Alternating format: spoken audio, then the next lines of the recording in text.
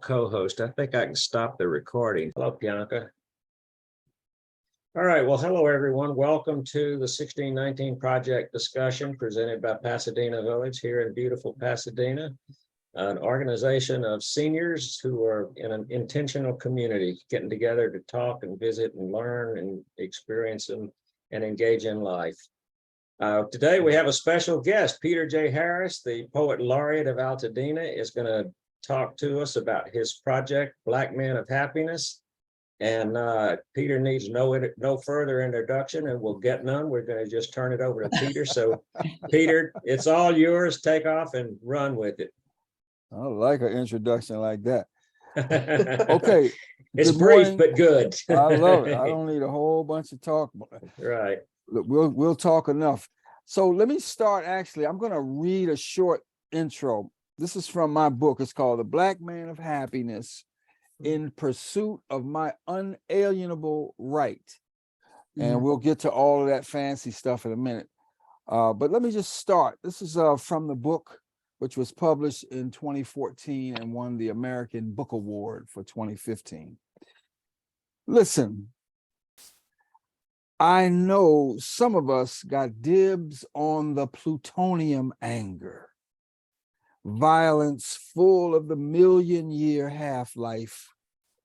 Some of us got the heart of arthritis, clutch a grudge like it's a glove Satchel Paige used to own. Some of us got the target at home, fist, insult, knife, gun, laser lie, locked on people, heard all our voices and vows. I know it's past midnight on the clock some men refuse to take from around their necks. But some of us got the love packed in honey. Xerox the reasons for living like a flyer to a LaBelle reunion. Lifting past the horror, got the change of ball bearings. Diffused the time bombs of complacency. Thrown up our hands without threat or surrender, or the affections spiked with radioactivity. Lifting past the horror, I am down with the enemies of this death. Now come on and be down with me. Go down this trail with me. Dip into these meditations for infinity. I am embracing, craving, and exploring my complex humanity as an African-American man. Critical celebration has guided me into nuanced self-reflection and evolving curiosity about a simple, provocative question. What is a happy Black man? How does he navigate the labyrinth of life? How do I? I am a son, brother, father, grandfather. I am a lover, apprentice to wiser elders, a straight man crafting brotherhood with my gay homeboy. I am an orphan seeking affirmation after the deaths of my mother and father. I have confronted, survived, and transcended my youngest daughter's rape by her Black stepfather. A happy Black man. I am done with surviving. I'm done with Black History Month packaging, the symbolic roll call of the heroes and the readings of their pronouncements. I have been ordained by anonymous, daily, often agonizing work in search of timeless health and lasting jubilee. The Black man of happiness has blossomed. I'm hungry for the change of ball bearings. I am ready to pour the love packed in honey. I am. I am, I am. So good morning. Good I think morning. it's super critical if I'm going to talk about this project for you to know that it grows out of my desire to confront, using the power of my imagination, the fullness of my life. I tell people all the time, and I would like to start off here. There is a juxtaposition I make when I discuss this work. So I'm interested in a genuine, distinctive, individual sense of happiness. I am not interested in what I call being happy-go-lucky. And for me, there's a major difference. My genuine joy or my genuine sense of what makes me happy on this life journey, during this life journey, is radically different than just saying, I'm just always going to have a positive attitude or a namaste attitude or some sort of generic formula for what it means to be me. There is no generic formula for Black male happiness. The formula is respecting the lives of the men themselves and respecting them enough to see them as unique, distinctive human beings. And then you ask them, well, what makes you happy? How do you tap into your personal history, your cultural history? How do you love yourself into your best self? So I thought I would just sort of start with this sort of framing vibration, and just to make you really finally clear before I say, hey, let's talk, let's answer or ask questions or what have you. So you're looking at a 60-some-year-old dude. I'm born and raised in Washington, D.C., in so-called Southeast or Anacostia, D.C. Typically over the years, it's part of our city that has had the worst demographics in terms of crime or these types of things. But I grew up in the 50s, I'm born in 55, grew up in the 60s. I became a teenager, an active member of society, so to speak, in the 70s when I went to Howard University and all of that. And I've been ordained, as I say, not by some overarching organizational entity, but I've been ordained by real hardworking, wise, dedicated people, working class men and women, my mother especially, who taught me how to read when I was young, who got me my first library card. And actually today, I'll dedicate today's vibration, even though we're talking about Black men and happiness, I'm going to dedicate it to my mother, who used to make sure that I walked an ethical road. My father, I have different powers of connection with him, but I want to celebrate something my mother said to me, and then I'll stop. We used to live in an apartment complex in DC. It's called Parklands. And our big brick building had all these different apartments on 3 different stories. And we lived in apartment 304. And so in front of the building, I used to be able to take a baseball or actually a tennis ball. You've got a text message. And play off the wall and catch with myself. And my mother was up in the kitchen, 3rd floor. And she says, hey, Peter, what is that on the ground beside you? Or something to my left. I said, I don't know, Mom. And I just kept playing catch with myself. And she says, well, wait a minute, check it out. I want you to tell me what it is. Well, it turned out to be some trash. Let's say a potato chip bag or something. And I said, oh yeah, Mom, it's a potato. Somebody threw a potato chip bag down there. Bang, I'm back to playing catch. Boom, bang. She says, well, pick it up. I said, why I gotta pick it up? I didn't throw it down there. Bang. And she said, hold it, wait a minute. And that's when she would call me Peter J. Harris. That's why I use J in my name now. because I knew she was serious then. So she said, wait a minute, Peter J. Harris, I'm talking to you. It's almost as if the ball got levitated out of my hand. Stops, doesn't hit the wall. She says, go and pick that up right now. And I'm grumpy. I'm saying, why I gotta do it? Why I gotta do it? And she says, you live here, don't you? Trump card, checkmate, ethical checkmate. That's one of the great ethical lessons of my life.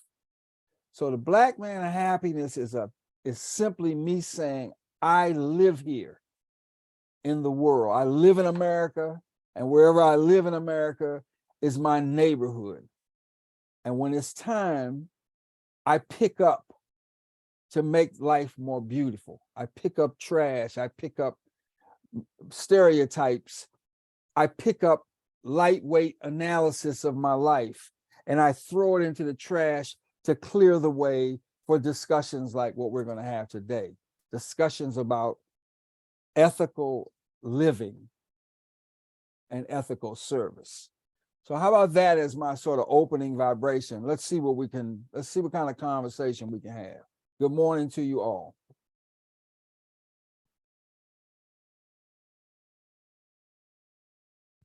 What brought you to pass it to Altadena? I lost my house in LA to foreclosure, where I lived in LA for about 15 years. And I had lost a job, or actually I was retired from it. I was tired. I'd been working with teenagers for all my life, and I was exhausted. So I stopped, and just when I quit, one of the various economic downturns caused by the 1% kicked in, and I couldn't find new work. But I wasn't ready to leave LA yet. I didn't want to leave with that as my way. So like a midnight train to Georgia scenario, I wasn't ready to leave LA.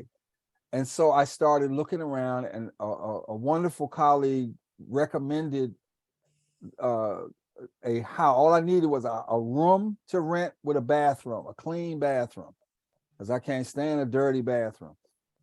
She says, I know exactly who to turn you on to. And she introduced me to a woman up here in Altadena. And we met. She liked me. I was just beginning a new job, a temporary consulting gig with the Pasadena Playhouse. And so I had enough money to rent the crib. So I rented a place in Altadena. And the first thing she said to me is, go get you a library card and check out the senior citizens joint. Well, the library card turned out to be the true entree to Altadena, because when I went up there, I didn't have Wi-Fi. My financial thing had zipped and dipped so precipitously that I said, I can't even get Wi-Fi in my little spot. So I started going to the library, and that's where I met two particular librarians, a woman named Melissa Aldama and a woman named Helen Kate. And both of them played a major support and breakthrough role in helping me continue some research around Black men and joy, which has led to a number of things, photography, excavating amazing historical photos as a major outcome of that experience of meeting them. But that's how I got here. And I was in 2015, and I'm still here. And somehow they think I'm a good poet laureate, so they invited me to do that.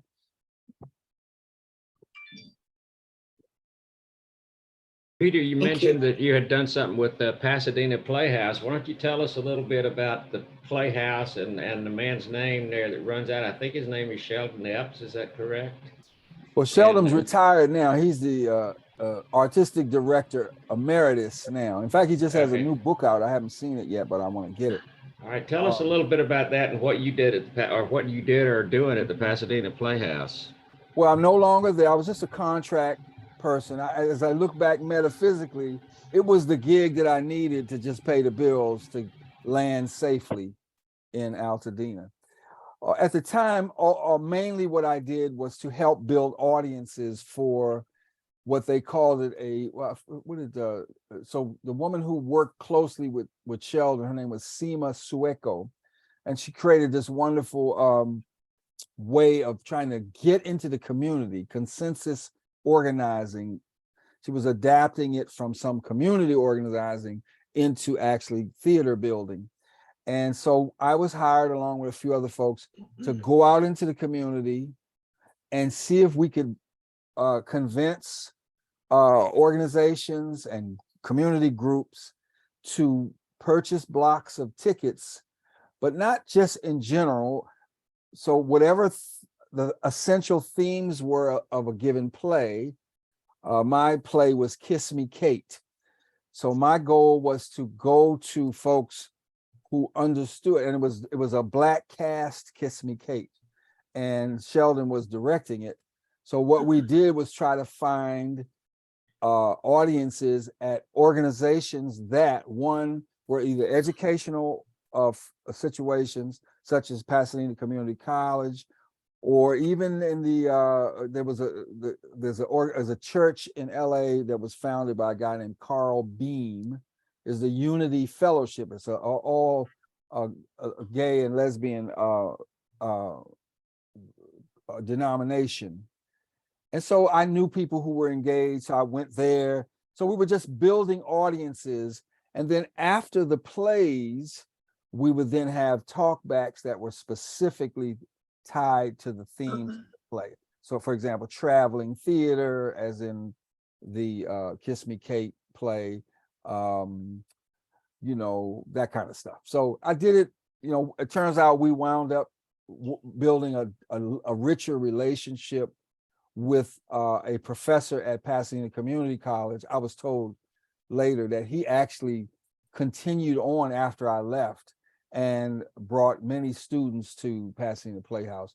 I don't have any real relationship. I'm not a member even. I wasn't making enough money to buy a membership, but that's what I did. And that's what got me up here to Altadena. Well, it sounds like you were involved very much in the diversity aspect of what Sheldon Epps did at the Playhouse. Maybe you could tell us a little bit more about what his concept was there and how he implemented that, because it sounds like you were a part of that effort. Well, honestly, I by the time I got there, whatever a fundamental work he and his team had done around trying to revitalize the Pasadena Playhouse, at least in part through a lens of diversity, all that had already been done. And when he and his team hired Seema, she was coming up from a theater she had founded in San Diego. And actually, she was the one who took whatever Sheldon and his board and his executive director had already been doing and sort of refined it into the process that Seema called the community consensus building project. But really, I won't take any, I don't know all of what drove Sheldon beyond the generic desire as a Black theater professional and director to make sure that the theater better reflected American society. But I think when I get his book, I'll learn more about the details that may have driven him around the Pasadena Playhouse experience. Okay, well, speaking of books, you must have some published, you're a poet, and you must have some works there that you could tell us something about some of the books that you have out that are available now. Well, You have anything, you got something published now that you can talk about? This has been a good year for me as a poet. So besides this laureate work, which is really sacred community work, so I will speak a couple of beats about what we're doing with the laureate program this year on into next year, because I want to make sure you know. But more specifically about my book. So I just published a book of poems called Song Again, and it's published by Beyond Baroque out in Venice in West LA. And a small press in Texas just published a book of mine called Safe Arms. And it's a series of 20 love and erotic poems that are also translated into Spanish by a marvelous writer and artist named Francisco Letelier. And we modeled the book after the great Pablo Neruda's book, 20 Love Songs and a Song of Despair. So my book is called Safe Arms, 20 Love and Erotic Poems and an Ooh Baby Baby Moan. My heartbreak poem is modeled after the mighty Smokey Robinson and the Miracles, Ooh Baby Baby. So as you can tell from what I read earlier, I hope you can Say that tell. again. Is this for from- November? Yes, or you could use the other Oh, empty spaces from October at the okay. bottom. Am I missing something? Somebody Flip the page back to where you had it. There's some, October? there's Okay. some empty boxes you Doing can some see up IT there. work. Somebody's talking At the bottom of about something else here. Yeah, Can I you? just got through someone, telling Yeah. you, these empty Please boxes down mute. here, someone needs to mute. okay? Yeah. This was Now I wish I knew Wednesday. how to You don't be have a the date. That was whatever the I'm supposed to be a 31st. host because Yeah, I don't know how to Somebody do it. mute her. Second. You whoever's speaking, we can Yeah. hear you. God. Okay. Well, I hope they got help, whatever it was. So so the books are critical. They're just brand new. They both published. Safe Arms was published on Juneteenth, and October 15th was the pub date for Song Again. And so all of that work, the Black Men of Happiness work, everything I do is done through the imagination of a poet. What does that mean? For me, it means I'm interested in helping readers or participants to our programming with the laureate program to imagine the best that their imagination can offer them, to love language, to love the distinctive, their distinctive and uncensored self-expression. So everything is about respecting people's individuality so that when we encounter one another, we're coming sort of strength, what I call strength on strength. So we're not faking the funk. We're not just seeing somebody from the surface. We're actually listening to people.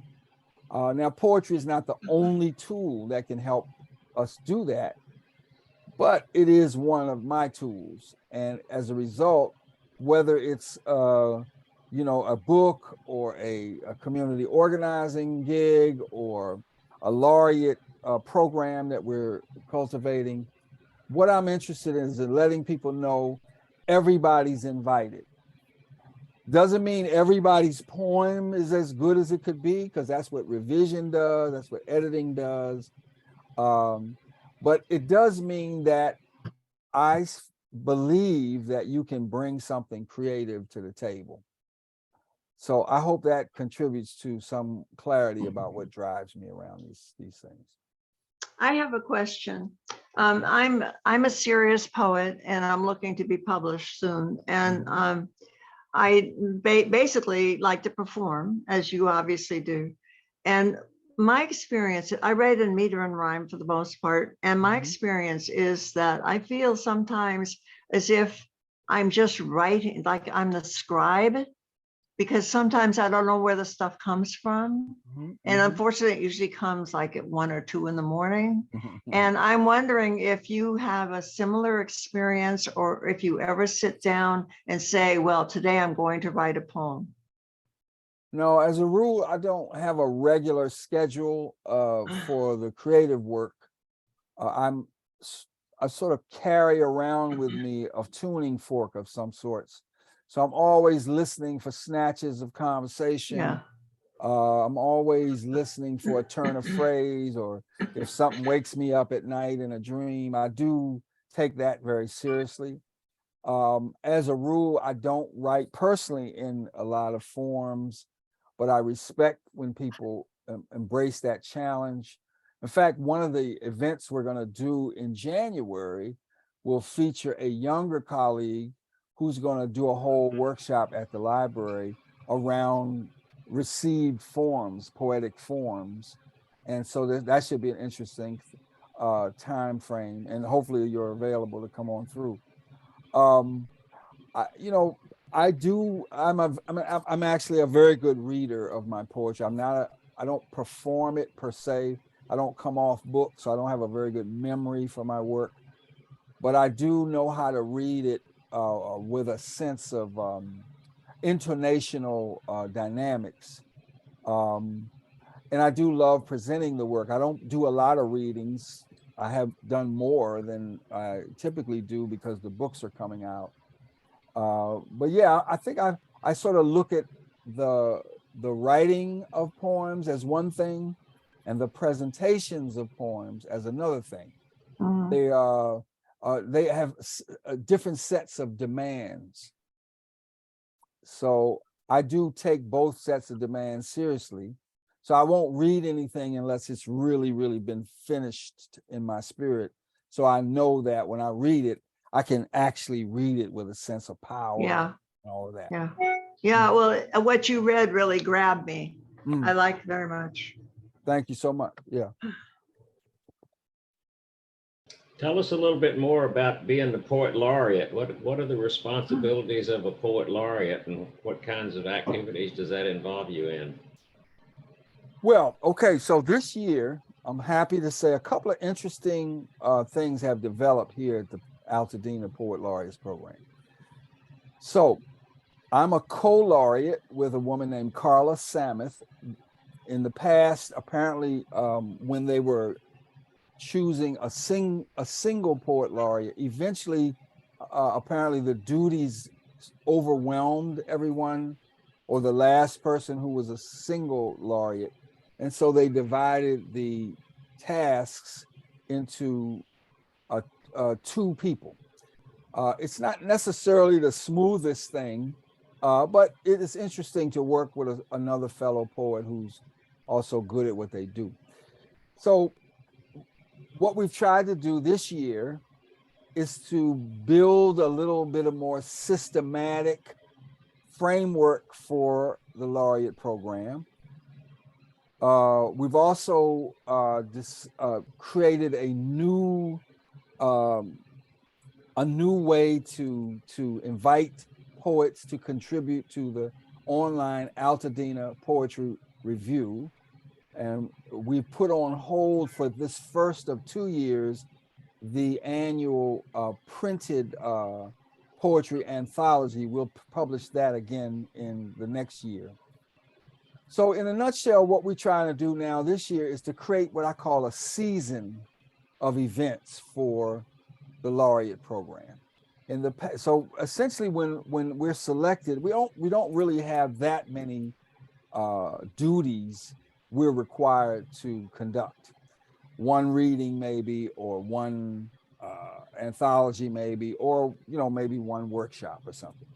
So what I propose to my co-laureate, and what we've agreed to do, is we created a season this year, and we launched the season in August by inviting to the library, the main library in Altadena, all of the living former poet laureates to the table. And we were able to get everybody but one laureate. We couldn't find her. There's the first laureate has passed away, so we were able to read one of his poems. And the founder of the laureate program, Paulie Dutton is her name, she was going to attend, but she got ill. So her husband came, read one of her poems, and read Mr. Lane, who was the first laureate, read one of his poems. So you might say, well, what does that mean? Well, all this means is that we wanted to systematically approach the season of our first year as laureates. So we launched with this program. Almost 100 people came to the library.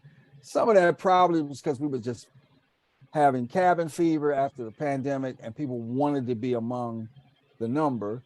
I think some of it was because people were curious, because we were marketing the event as a way to launch this season.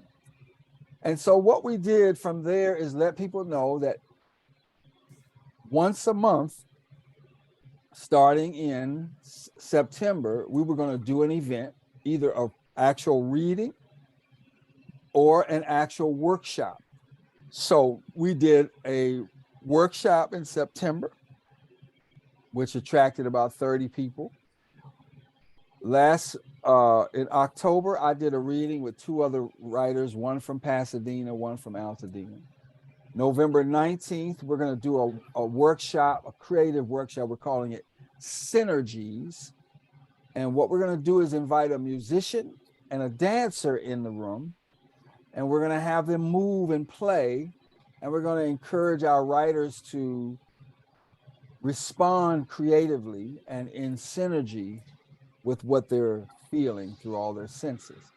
We're going to skip December, and in January, February, March, April, we'll have an event or a reading or a workshop, and then we'll close the year out with what's typically called poetry and cookies at the library. And normally it'll be the readers who are in the anthology, but this upcoming April, the readers will be people who have published in the online Altadena Poetry Review. Now, how do you get published in the Altadena Poetry Review? This year, there's only one way. You go on to the review, you click on something called the Synergy Portfolio, and you look at the artwork on that portfolio. That portfolio includes painting, illustrations, photography, music, and soon we hope we'll have a video of a couple of dancers who live here in Altadena. And so what do you have to do? You watch the videos, you listen to the music, you view the artwork, you absorb the photographs, and then you write a new poem in synergy with another artist. And you might say, well, why the heck do you want us to do all that extra work? I already got a ton of poems. I just want to get published. Well, in part, that's why I'm doing it, because you already got a bunch of poems and you just want to get published. I want to be a part of helping Altadena generate new work.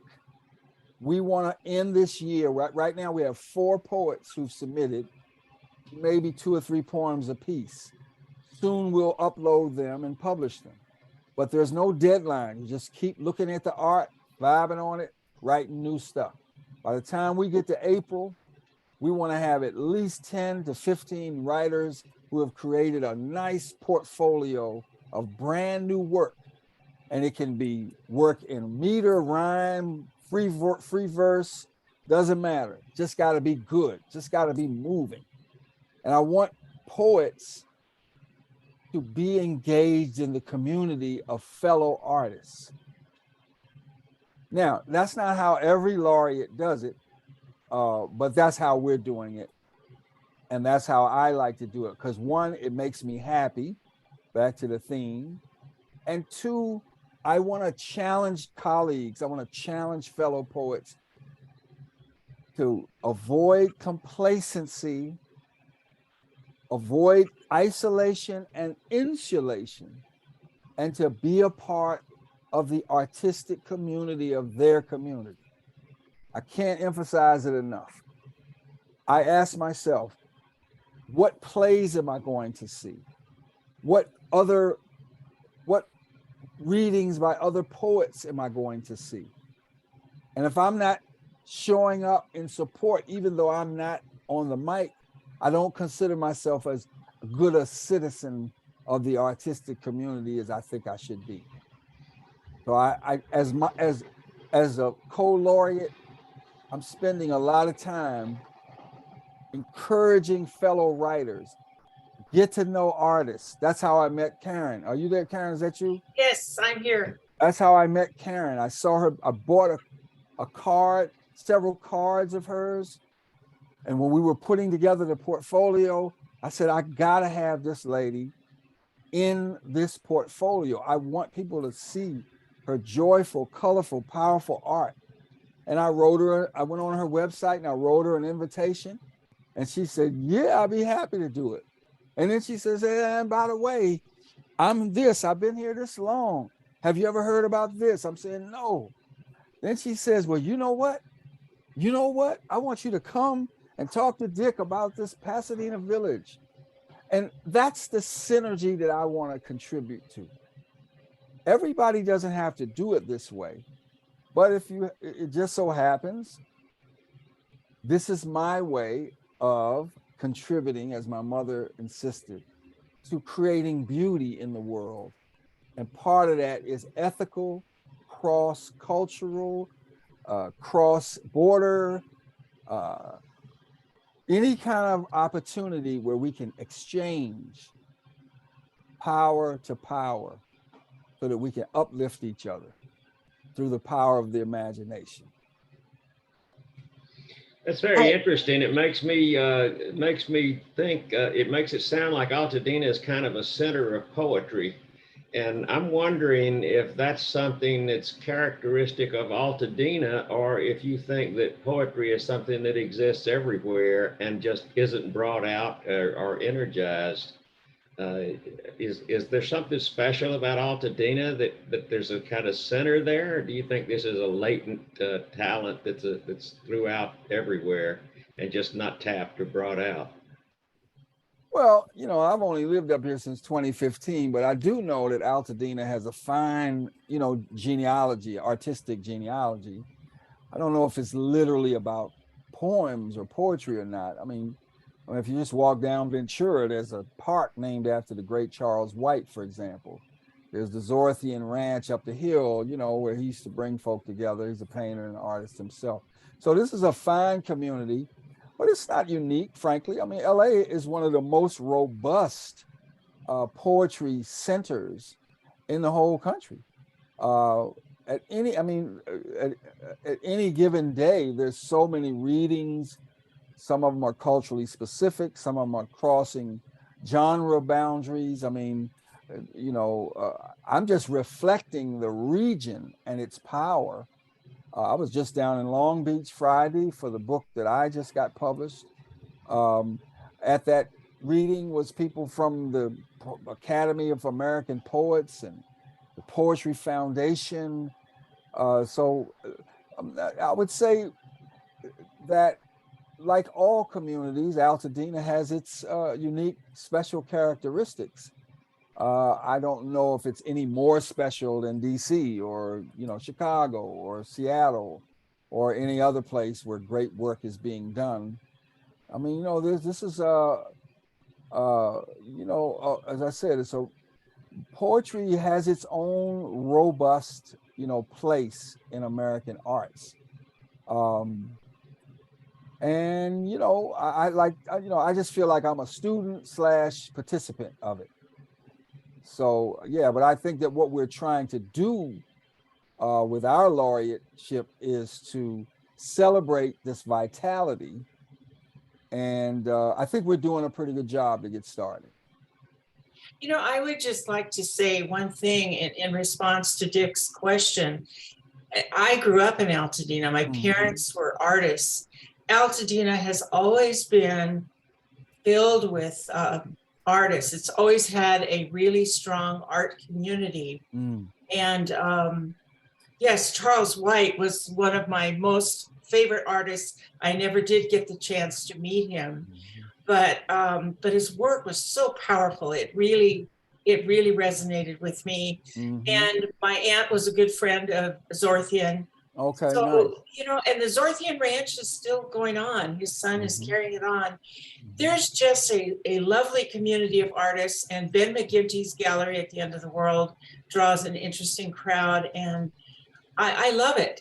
And I've been involved in the art community here for a long time, and it's very rich.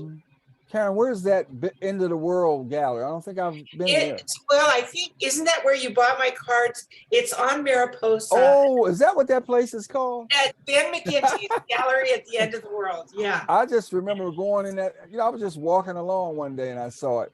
Yeah. I told you I sent that card to my son for his birthday. I've shared it with my landlady on her birthday. And by the way, since we're here, we haven't published the poems yet that have been submitted, but at least one poet has written a poem in synergy with your art. Yes, So- you mentioned that to me. I'm excited Yeah, to see it. very soon we'll get it up, and we'll make Okay. sure we alert everybody. But so people are embracing the synergy. Listen, let's go back, frankly, to this whole thing about the Black Man and Happiness Project. So what I keep saying is that we have to embrace synergies, which means that I'm not imposing onto creative people how you should embrace each other, how you read a book, how you engage with an author, how you support a painter or an illustrator, how you study. I have no interest in imposing anything on your approach to your life of the mind and your life of the imagination. But I will say 99% of the time, your art will be better and it will improve and it will blossom in a more rich and dimensional way if you remind yourself to stay engaged with other artists. I tell my younger teammates when I do workshops, they always say, well, Mr. Harris, how do I become a published poet or this, that, and how do I become a better poet? I say, stop writing and read. Stop trying to get on open mics all the time.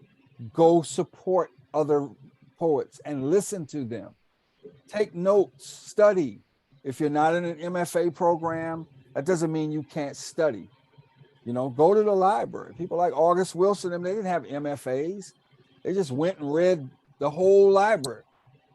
And they did their work and they made mistakes and they wrote bad poems and bad plays until all of a sudden, just like that brain does, it just says, oh, wait a minute, this is what you're trying to do? Let me help you. So I say synergies. And that's why even though I critique, and now I'm talking to the 1619 folks, even though I critique Thomas Jefferson in the very first part of my book, the two things I juxtapose, the classic language from the Declaration of Independence about the pursuit of happiness. But guess what? Right next to it is Thomas Jefferson's advertisement trying to recapture a man named Sandy who ran away from his plantation. So there's negative synergy there. There's a critique from the descendant, if not actual descendant. My dad is from Virginia, so for goodness sakes, I might be a descendant of Sandy.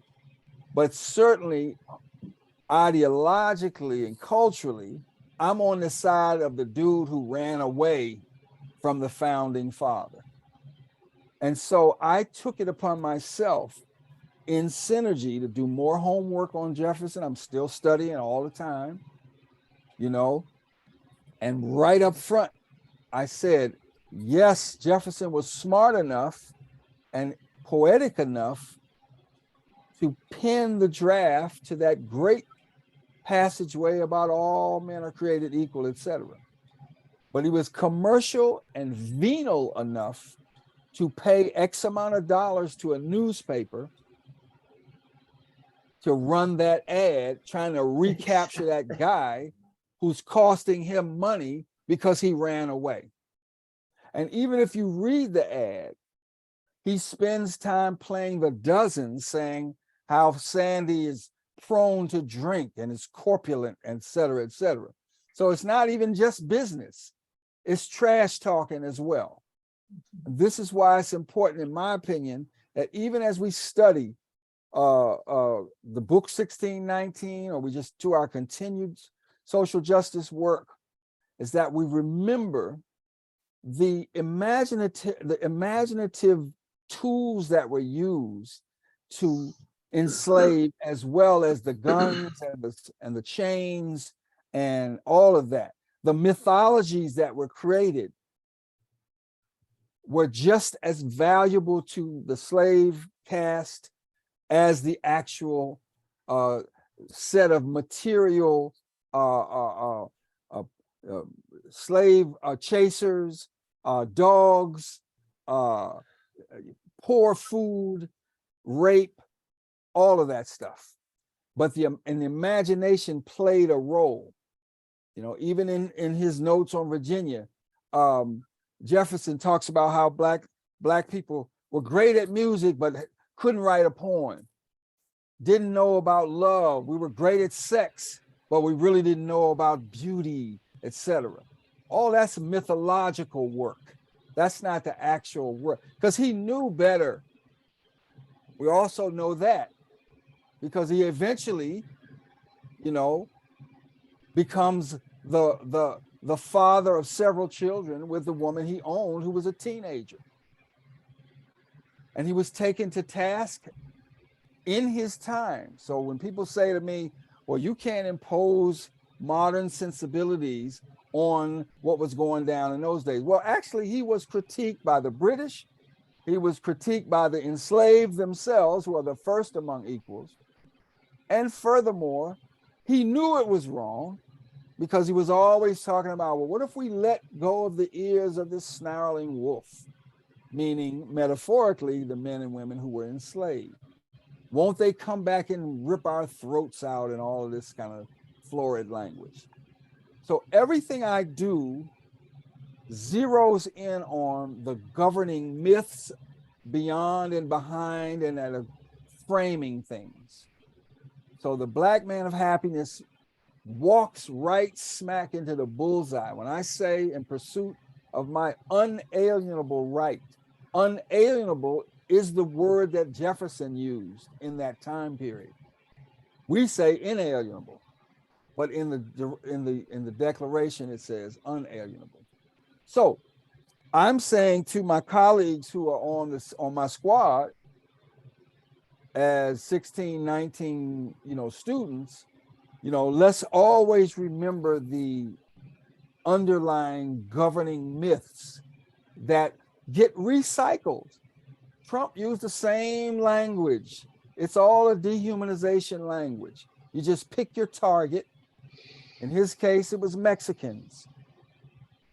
And you just roll out these standard turns of phrases.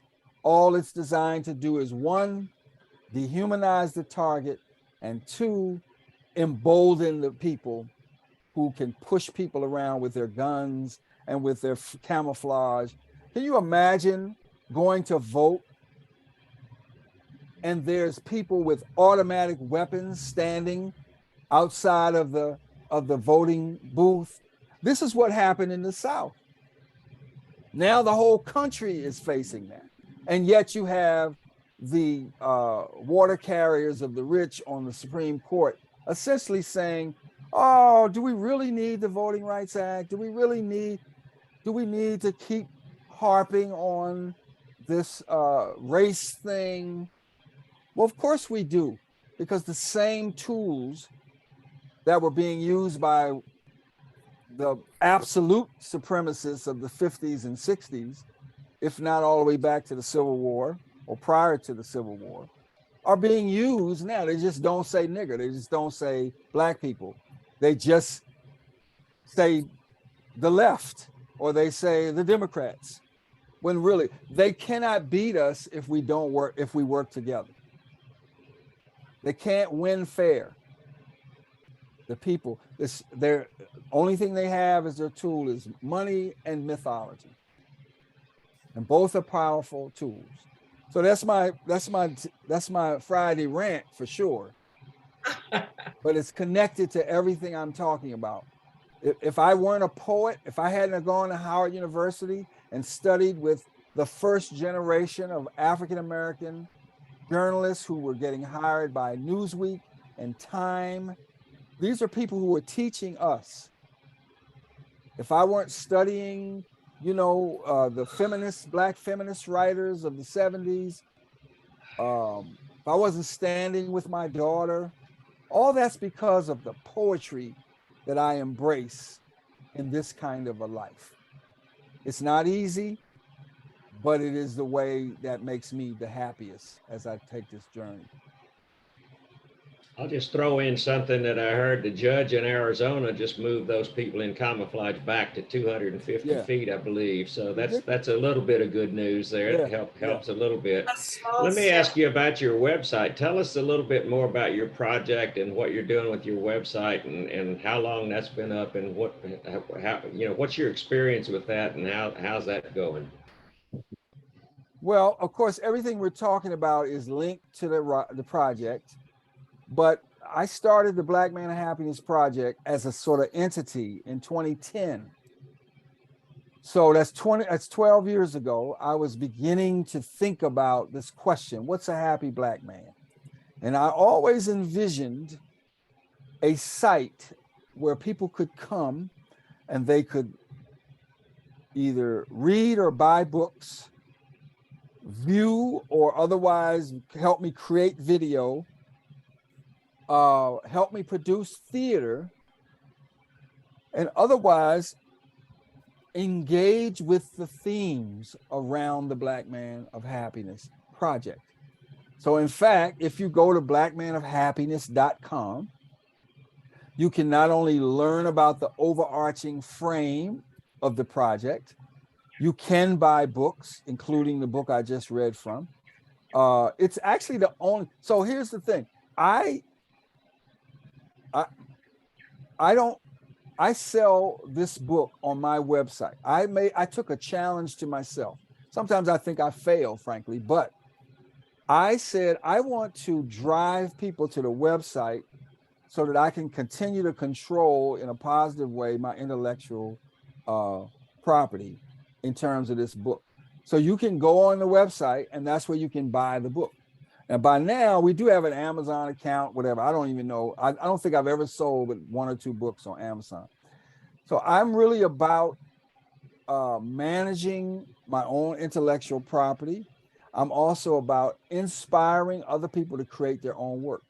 So after Mr. Floyd was murdered in cold blood in public, and everybody began to start discussing, I mean, everybody from Walmart to whoever is saying, oh my God, we got to celebrate something, Black joy, something.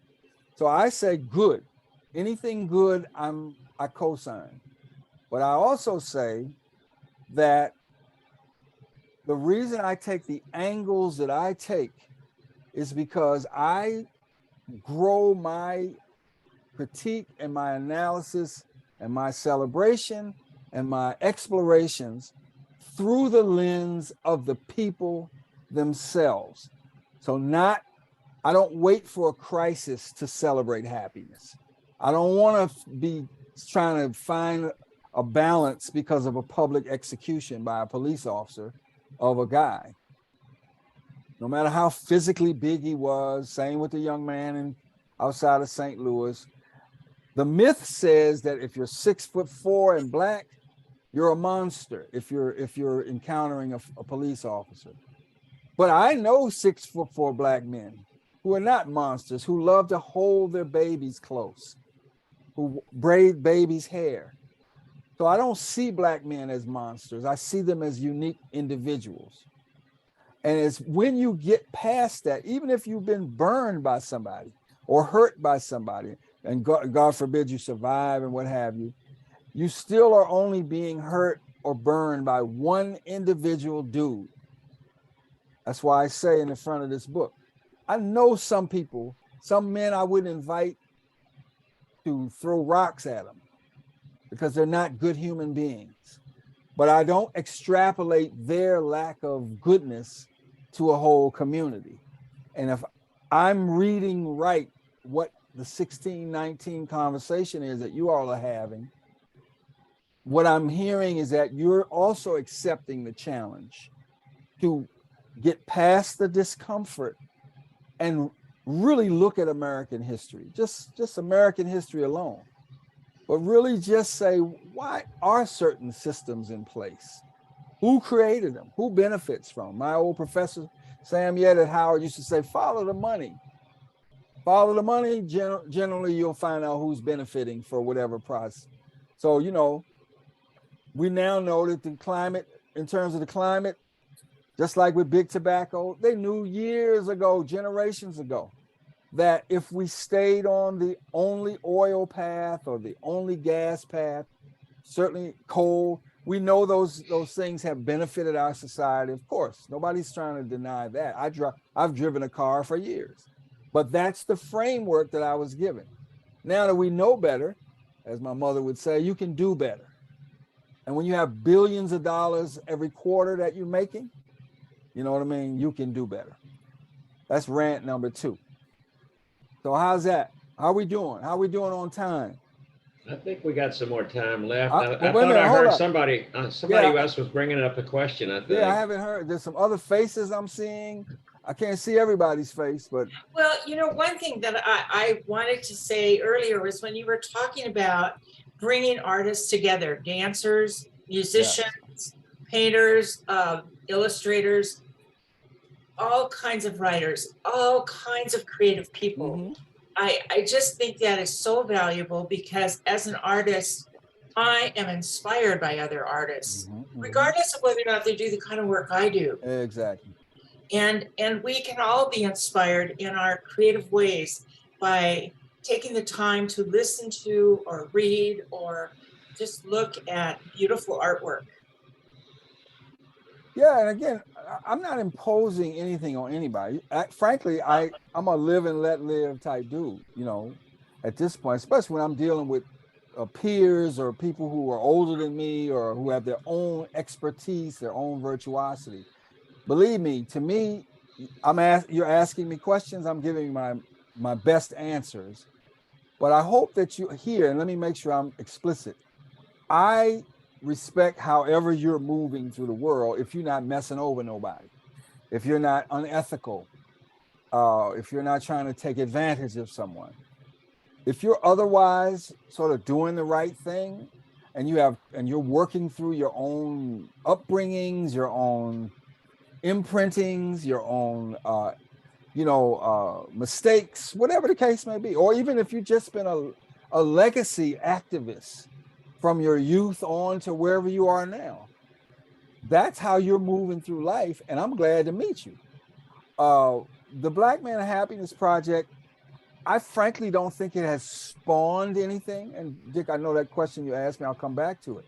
But I can tell you, if you go on Instagram in particular, you will see way more images under the rubric of Black joy. I mean, there's something called the Black Archives on Instagram, and I mean, me and my librarian Helen Kate have found a good 160 to 200 beautiful historical photos of Black men and boys, what she coined emanating a sense of joy. But the Black Archives, I don't know who they got working for them, but they generate hundreds and hundreds of beautiful photos from collections all over the world.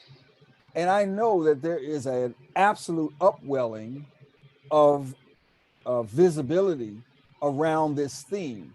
And I'm super happy.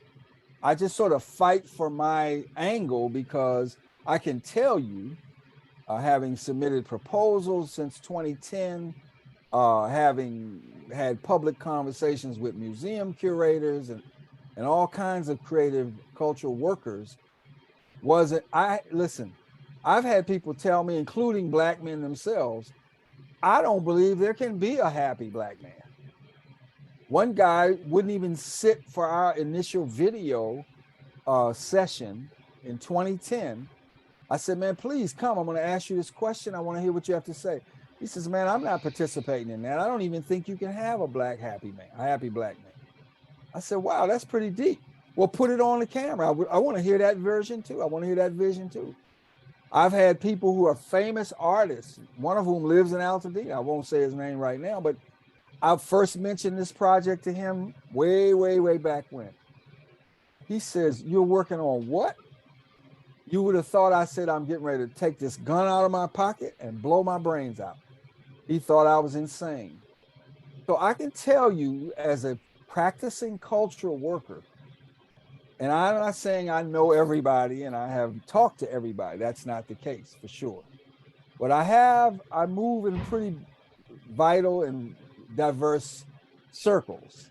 I mean, after all, I'm sitting here with y'all. I never heard of Pasadena Village till Karen turned me on to it. So I go where I'm asked, and sometimes I go where I'm not asked. And I can tell you that that 12 years ago, talking about Black men and happiness was like speaking, Ethiopian at a Spanish, Spanish language family reunion. Nobody was connected. And I'm happy it is, because I want all, at the very fundamental core of what I'm doing, I want to see us embrace the fullness of all of our citizens, especially the people who in the history of our country was at least one of the major targets of ugliness, enslavement, disrespect, disenfranchisement, etc. Pursuing happiness as a Black man is as revolutionary a thing as I can think about doing at this point in my life. So, yeah. I got a question about Hi, sir. happiness and so on, because your attitude, you're aware, I'm sure, of the image of the happy Black man. I'm just so happy. Everything's just great. Here's the boss, anything you want. Step and fetch it, and zippity doo dah and stuff like that. So it undermines the masculinity, the depth of feeling, and belittles the tragedies in this history. But there's a happiness that comes out of tragedy. The comedian who laughs because he can't quit crying. That sort of thing. That's where I think you're coming from. You don't disown your integrity. Now, I'm going to name another name. You probably know an artist named Ernie Barnes. Yeah. Okay, Ernie, I'm from Durham, North Carolina, Big Tobacco's hometown. And Ernie's family was related to mine in various ways. And he has become successful. And if you know his attitude toward his art, and his culture is very similar to yours. He honors his culture. He comes out of it as a person who is positively engaged in things, but does not grovel and is not in no way a servile kind of a Black man, which I find a very refreshing reframing of the necessary discussion of getting away from the racism and stuff that we still have. And it's a very serious thing we get to the bottom of. But in terms of how you relate to this particular phrase as patriotism, American values, the Declaration of Independence thing has used so many ways. How do you relate your work to what you think of as American values? Well, thank you for all of that, really, seriously. First, I want to go back to this distinction between being happy and being happy-go-lucky. Yeah. That's why I focused on it at the very beginning. So the use of the performances of happy-go-luckiness or shiftlessness, etc., all of that stuff was designed to undermine the robust, dare I say, virility of the men engaged. I mean, Stephen Fetchit was a smart man. Bojangles, these were smart people. Hattie McDaniel were brilliant. These were adults. They made choices in terms of earning a living. So let's get that on the record. I started reading what I read so that you could get a tone and a tenor of my approach to this theme. And I say, as a person who was born and raised in the capital city of our country, whose father is from right outside of Richmond, Virginia, whose mother is from Queens. She's a foster child. We never knew her family. She was as light as a box of Scott tissue. But when she married my brown-skinned father, she was absolutely embraced by the African-American community and lived as a black. So I'm not a tragic mulatto. I'm just a light-skinned Black dude. This is the way I look at myself. The values, especially those that are infused into the Declaration of Independence in particular, those are values that are valuable. And so we embrace them as our ancestors were embracing them in that real time. You know, one of the sections of Black Man of Happiness includes excerpting a letter that Thomas Jefferson was sent by Benjamin Banneker in the 1700s. And Benjamin Banneker was telling the president, the framing founding father, look, bruh, when you was talking about the British imposing on you and your kin, you was all eloquent about freedom and you was all eloquent about, independence. But when you were looking in your own backyard, Mulberry Row, as we know, of those of us who visited Monticello, you can't even begin to articulate and apply the freedom principles because those people are making you money.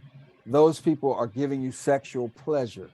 Now, yes, it's true that Jefferson had his own approach to enslavement.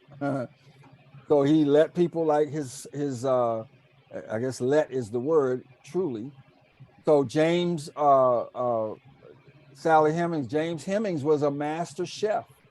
He took him to France with him when he was ambassador, taught him French cooking. It's said that James Hemings brought back creme brulee to the States. Was an absolute genius chef, but was literally free in France when his sister Sally was brought over to accompany Jefferson's daughter. And so my big question is, well, why did they come back? Because they loved their family, it seems to me. This is what I read and learn. So that value, American value says we love family, we build family, we honor family. Well, evidently, it's only for families who looked a certain way during the bulk of our history. Because, and even now, as we listen to this absolutely disingenuous discussion about so-called critical race theory being taught to teenagers and young people, which it's not, of course. Oh, the fragility of our young people's psyche. I don't want you to teach the history of enslavement to our children. Well, it's better to be taught that history than to have lived that history, where you might be sold away at the age of most elementary school kids. You might be sent right into the fields. So I engage with our values by essentially embracing them and critiquing them, just like all of the other of us who are serious have to do. There is the fact of the matter. The country exists. There is a legitimate historical timeline of the arrivals of European Americans or people from European descent. There's a documented timeline of their relationships with the native folk, the indigenous folk, intellectual as well as physical. People were literally saved in Jamestown by the Powhatan people. They were literally saved. But as we trace the worst of that historical timeline from back then to DeSantis in Florida, to the Texas governor, we still see the same techniques being used. So it behooves us, those of good conscience and goodwill, to dig into that contradiction, to dig into those paradoxes. And that's, in my opinion, the best way to acknowledge and embrace and engage with American values, such as patriotism, because there's no doubt that the history shows that, for example, let's just say the Tuskegee Airmen are flying, during World War II. Apparently, I think, if I remember correctly, I'm not a military historian, y'all correct me if I'm wrong, never lost a fight, always met their specs. Yep. They still come home and they still get disrespect. They don't even get the GI Bills, all of that. So the history's there. We should not flinch from it. And we should also build upon the best, because for every inhumane reaction over the years, we can trace equal and opposite ethical responses to those. So that's why, the People's History by, I forget my man's name suddenly, but that's why that book is critical. Howard Zinn. Howard Zinn's book, because he was showing you as everything was happening on the official timeline, men, women, communists, gay, natives, Asian folks, black folks, white folks of goodwill, we were all fighting at the same time. And it's important to remember, this is what keeps me joyful as well. I never get depressed about the history. I just say, let's put in some more work. Let's study harder. Let's have the courage to confront discomforting circumstances, whether it's the Thanksgiving table or the halls of academia, and fight for the true multidimensionality of what it means to be an American. That multidimensionality. Yeah. Well, we're getting near the end here. Are we there? Are we getting there? Well, we got a few minutes to go here. I'm wondering, you mentioned that you were a graduate of Howard. Would you like to say a few words about Howard and your experience at being there at Howard? Just the most transformative educational experience I've ever had in my life. I'm from DC. Our communication school at the time was super new. We didn't even have a building or anything. And you still had to come out of high school into Howard and take your basic classes, your English, your, whatever they call the Common Core or whatever it was called back then. And I knew from the day I went to school that I wanted to be a journalist I thought at first I wanted to be a TV person. My brother winds up being a television broadcaster. But I ended up understanding the power of journalism and reporting and editing and that First Amendment protection and set of accountabilities in terms of facing our government and power. And the men and the women who taught me, as I said, they were literally the first generation of African-American educators. Well, they were educators to us, but they were the first generation of people who were being hired by Time and Newsweek and the Washington Post and other newspapers at the time.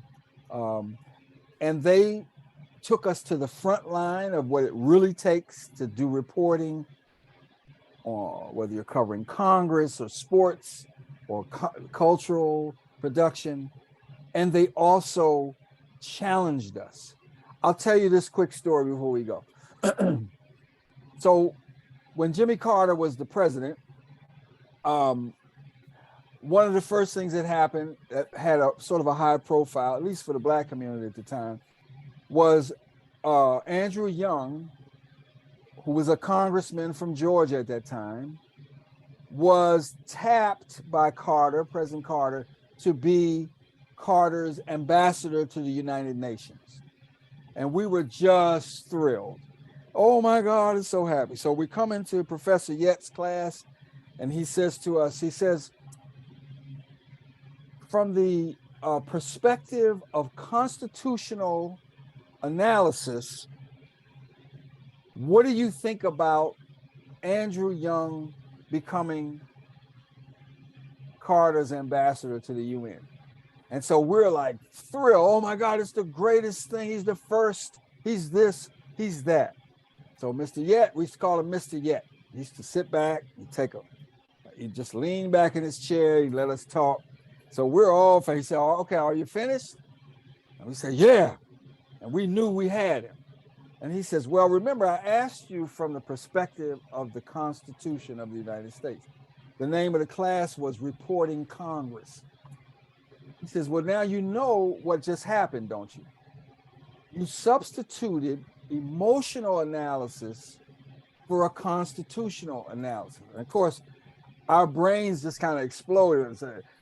If I had glasses, they would have just like blew off of my face. And we kept saying, what the hell do you mean? What do you mean? What do you mean? He says, well, in the Constitution, Congress is a co-equal branch to the executive branch. Judicial's over here. So Andrew Young just went from being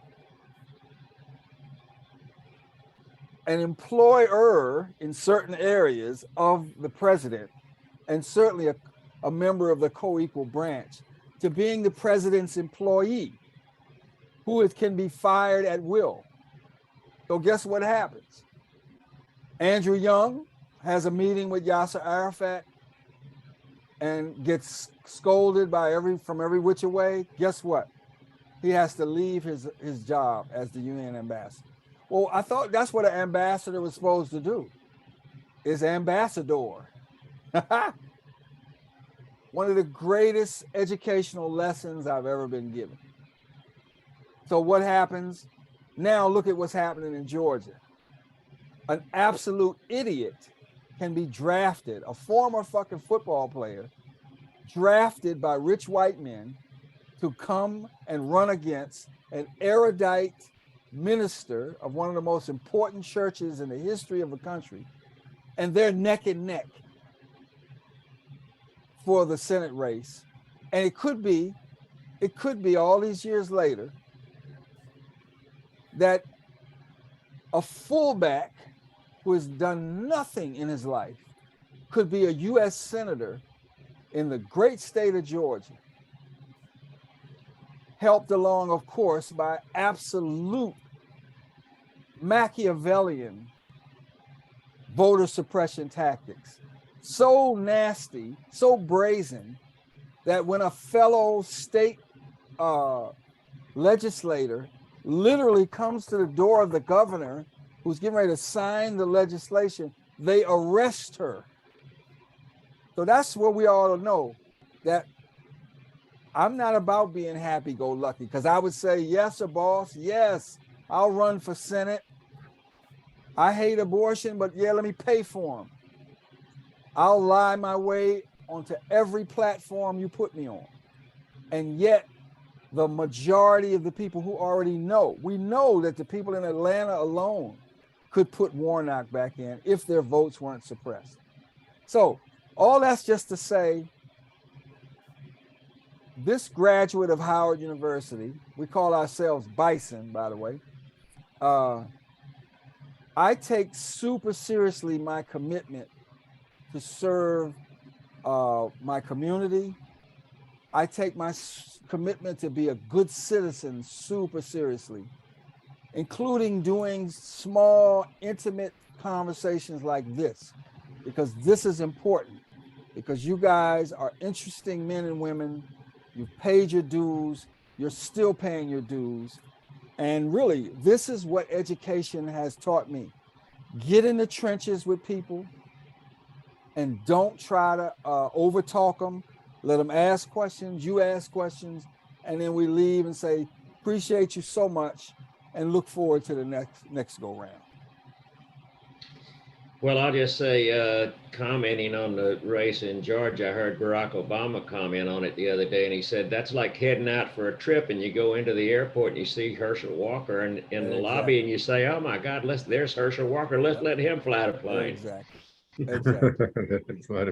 Yeah. So it's been my pleasure, guys, to talk with you. Thank you. And you feel free to go to blackmanofhappiness.com. You'll get a richer sense of, as I say, the multi-dimensionality of what we're doing. And, I look forward to our next encounter.